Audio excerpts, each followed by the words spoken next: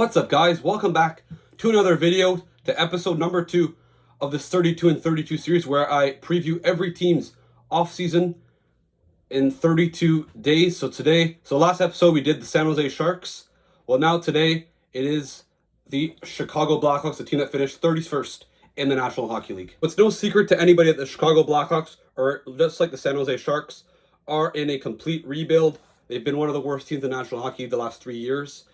Obviously, they were rewarded by getting Connor Bedard first overall in 2023, and last year getting Artem Leshchinov at second overall. Obviously, their GM Kyle Davidson has done a pretty good job in this rebuild, but they've gotten to a point where it's time to start taking some strides forward. They still haven't confirmed who their coach is going to be for next season. Obviously, like I said, they were the 31st place team in the National Hockey League, 8th in the Central Division, 61 points. Their offense was near the bottom of the league. Their defense was second last in the league. However, they did have some pretty good special teams. They were 7th in the league on the power play at 24.9%, and they were 14th in the league on the PK.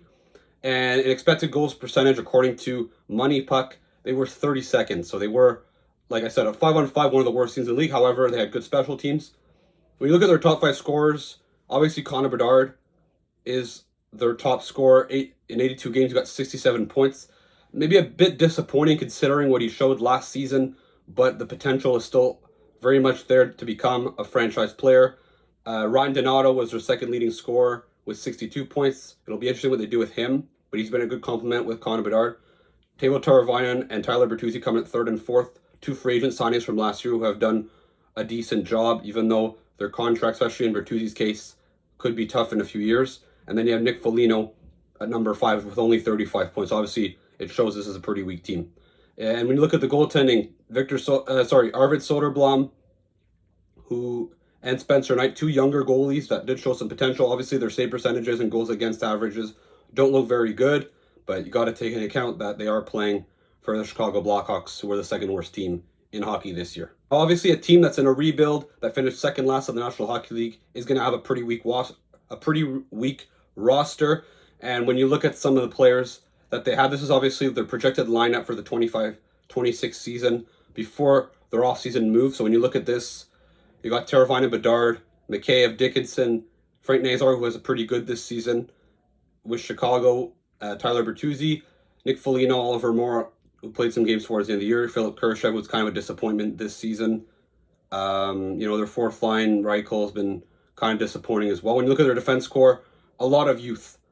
Alex Vlasic, Sam Rinzel was pretty good towards the end of the year. Kevin Korchinski, who was a 7th overall pick. Leshchinov, obviously their 2nd overall pick last year. Watt Kaiser, Connor Murphy, who's their only veteran on their defense core. When you look at their 2 goalies, Knight, Soderblom, and some extras, they have a few other young guys, Colton Dock, TJ Brody.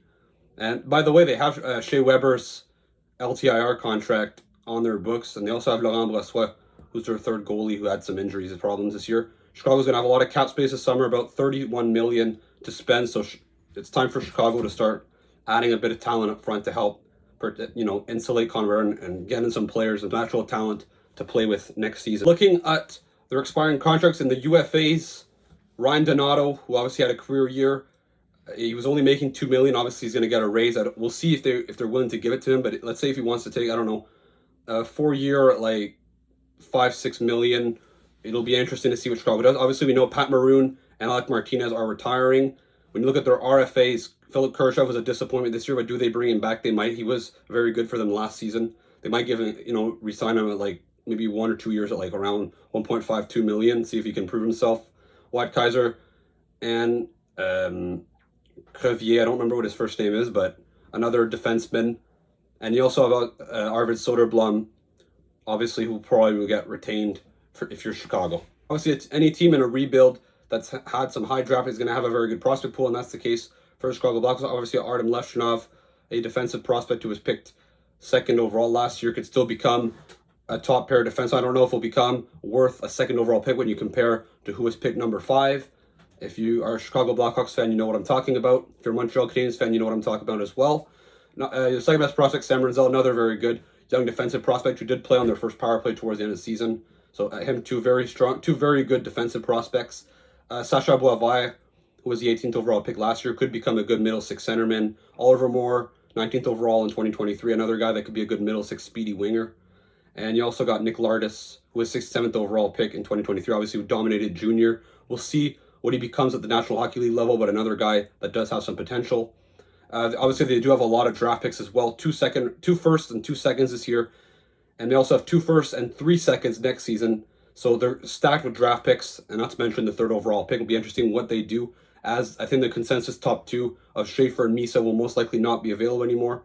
Will they take a guy like Porter Martone? Will they take a guy like Antoine Frondel, a guy like Caleb Desnoyers? It'll be very interesting to see what they do, but they obviously need another elite forward to play with Connor Bedard long term, because it is very thin what they have up front with a lot of good middle six players, but no legit stars. That's up for their offseason needs. Obviously a team that I think needs to spend a little money to try to improve the team short term while still tanking next season, to get a guy like Gavin McKenna, who by the way is Connor Bedard's second cousin. It'll be interesting what they do there.